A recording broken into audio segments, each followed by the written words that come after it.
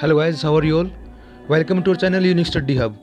So guys, in this video we'll discuss about a very crucial topic that is marital rape. एक ऐसी कृति जो भारतीय समाज के अंदर काले धब्बे के समान है। मैं गारंटी देता हूँ कि पूरा वीडियो देखने के बाद आप सोचने पर मजबूर हो जाएंगे। कुछ ऑर्थोडॉक्स टाइप के लोगों को हो सकता है मेरी वीडियो पसंद भी ना आए, और नए ये वीडियो उनके लिए है जो चाहते हैं कि समाज के अंदर कुछ बदलाव आए, समाज के अंदर सुधार हो। वे लोग अपना ओपिनियन भी दें और सब्सक्राइब भले ही ना करें, लेकिन शेयर ज़रूर करें, क्योंकि इस तरह की कृतियों के ऊपर आवाज़ उठाने के लिए हमारे समाज के सामने चीज़ें खुली होकर आना ज़रूरी है। इस वीडियो में देखेंगे गाइस कि मैरिटल रेप क्या होता है, इससे जुड़े हुए आईपीसी के सेक्शन कॉन्स्टिट्यूशन को किस तरह वॉयलेशन करते हैं, और जो छत्तीसगढ़ हाईकोर्ट का रिसेंटली डिसीजन आया है वो क्या है। तो चलिए स्टार्ट करते हैं गाइस छत्तीसगढ़ हाईकोर्ट के आए रिसेंटली डिसीजन के साथ। यह होता क्या गाइस, एक वाइफ ने अपने हस्बैंड के खिलाफ शिकायत दायर की ट्रायल कोर्ट के अंदर कि उसके हस्बैंड ने उसके साथ रेप किया है और कुछ सेक्सुअल इंटरकोर्स किया है और क्रूरटी की है।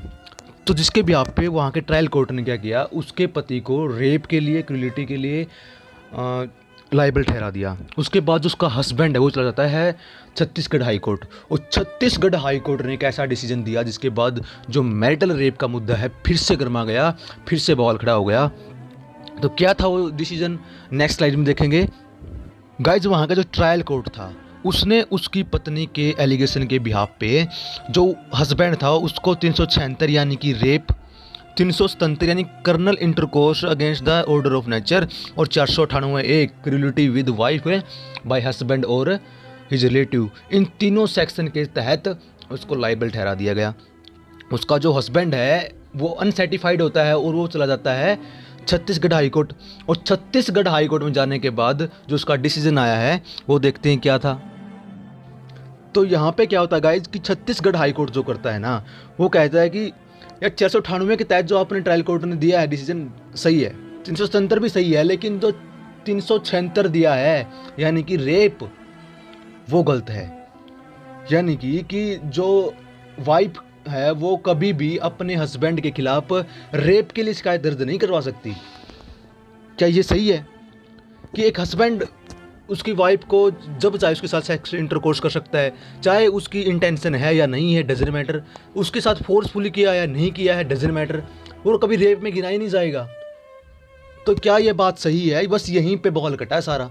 और फिर छत्तीसगढ़ हाईकोर्ट ने बोला कि यार हम तो कानून से बंधे हुए हैं, क्योंकि जो 375 यानी कि जहाँ पे डेफिनेशन दे रखी रेप की, उसका जो सेक्शन 2 है, एक्सेप्शन 2 है, वो बोलता है कि जो कोई भी ऐसा sexual intercourse by a husband with his wife not a rape, यानी कि जो अगर उसका वाइफ के साथ किसी भी तरीके का सेक्सुअल इंटरकोर्स करता है कोई हस्बैंड, तो उसकी वाइफ के साथ जो भी करेगा वो रेप नहीं कहलाएगा जब तक वो लड़की 15 साल से नीचे नहीं होगी। देख लेते हैं गाइज कि मैरिटल रेप होता है क्या है। स्टार्टिंग से बोल रहे हैं मैरिटल रेप क्या होता है। The act of forcing your spouse into having sex without proper consent is an unjust yet all not common way to degrade and disempower women. यानी कि आपके स्पाउस की, आपकी वाइफ की कंसेंट भी नहीं है, आपकी वाइफ कह रही है कि नहीं अभी नहीं करना, और उसके बाद भी उसका जो हस्बैंड है वो फोर्सफुली उसके साथ सेक्सुअल इंटरकोर्स करता है, that is marital rape. His wife saying no, his wife denying, but still his husband forcing her, you have to do, that is marital rape. तो यहाँ पे जो कंसेंट है गाइस, ये बहुत बड़ी चीज़ है, बहुत मायने रखती है कंसेंट। नो का मतलब नो है, नो मीन्स नो, आपने मुंह में देखा होगा, लेकिन जो नो है इसका भी टाइम टू टाइम डेफिनेशन बदलती रहती है।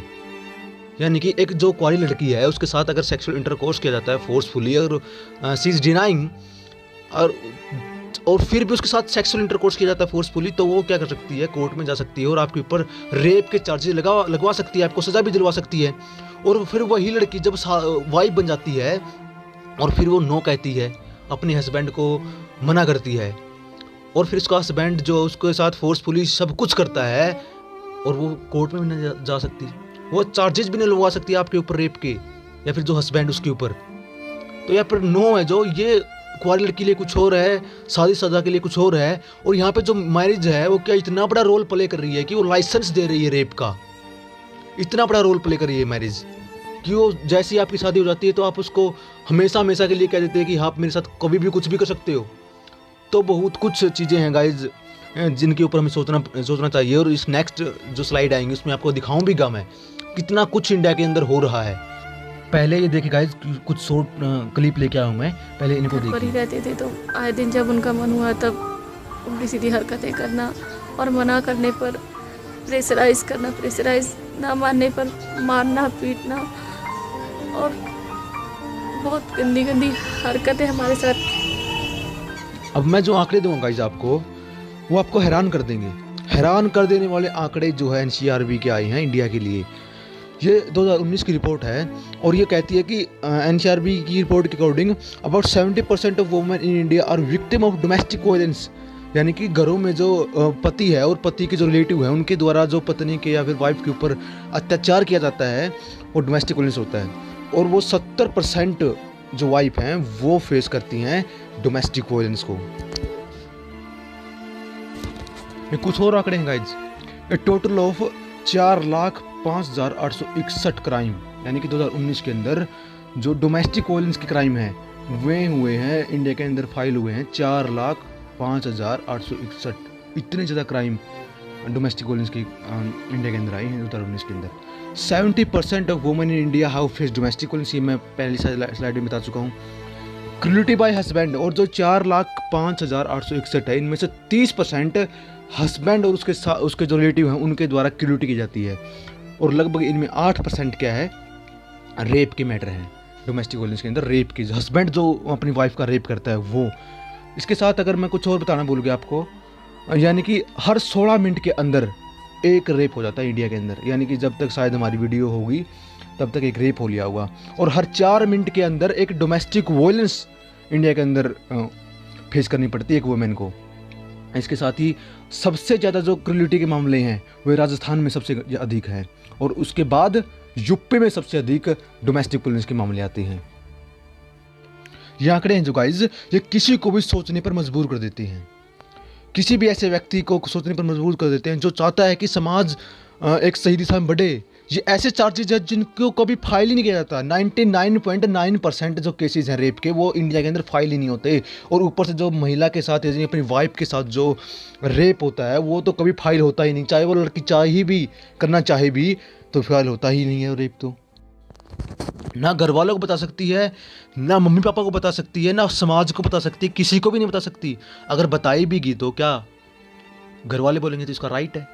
क्या करेंगे घर वाले? ये तो बोलेंगे कि इसका राइट है क्योंकि हमारा समाज इसको अलो करता है। समाज छोड़ो, हमारा जो कानून है वही इसको अलो करता है कि ये तो वाइफ के ऊपर जो हस्बैंड उसका राइट है, वो कुछ भी कर सकता है उसके साथ। मतलब सेक्सुअल इंटरकोर्स फोर्सफुली करे या फिर उसकी कंसेंट है या डजंट मैटर, कोई मैटर नहीं उसकी कंसेंट का। तो आगे आने वाली स्लाइड में कुछ और देखेंगे गाइस, इंटरेस्टिंग भी है और भयानक भी है। 100 से भी ज़्यादा देश इस वर्ल्ड के अंदर ऐसे हैं दोस्तों जिन्होंने अपने देश के अंदर जो मैरिटल रेप है उसको क्रिमिनलाइज किया है। यानी कि अगर कोई भी हस्बैंड अपनी वाइफ के साथ फोर्सफुली कुछ भी सेक्सुअल इंटरकोर्स करता है तो वो कोर्ट में भी जा सकती है, उसको सज़ा दिलवा सकती है। लेकिन जो हमारा प्यारा भारत है जिसको हम विश्व की चौथी शक्ति कहते हैं, जिसको चौथी महाशक्ति बोलते हैं, वो इन 100 देशों के अंदर नहीं आता है। बहुत ही घिनौनी और बहुत ही दुखद ये बात है कि हमारा जो देश है उसके अंदर जो मैरिटल रेप है वो क्रिमिनलाइज नहीं किया हुआ। और इसको लेके बार बार प्रोटेस्ट किए जाते हैं, आवाज़ उठाई जाती है। और कोई भी पॉलिटिकल पार्टी आज तक इसको क्रिमिनलाइज नहीं डिक्लेयर कर पाई है। केवल 36 देश ऐसे हैं गाइज जहाँ पे मैरिटल रेप जो है वो क्रिमिनलाइज नहीं है। उनमें से एक हमारा प्यारा भारत। ये वे देश है गाइज जो ग्रीन कलर में है जहाँ पे जो मैरिटल रेप है वो क्रिमिनलाइज है। और जो रेड कलर में है ये वे कंट्रीज़ हैं जहाँ पे मैरिटल रेप क्रिमिनलाइज नहीं है। तो जो ये रेड कलर वाले हैं इनके अंदर हमारा प्यारा भारत आता है, चाइना आता है, पाकिस्तान आता है और सऊदी अरबी आता है। तो आशा करता हूँ कि मैं बहुत जल्दी हमारी इंडिया के अंदर भी ऐसा काम देखने को मिलेगा जहाँ पे जो मैरिटल रेप है ये क्रिमिनलाइज किया जाएगा। जो करंट लॉ है इंडिया के अंदर वो क्या बोलता है, a wife is presumed to deliver perpetual consent, यानी कि जो वाइफ है उसकी परपेचुअल कंसेंट हो जाती है उसकी शादी के साथ ही, मतलब उसका जो हस्बैंड है उसके साथ जब चाहे उसके साथ कुछ भी मतलब सेक्सुअल इंटरकोर्स टाइप में कुछ भी कर सकता है।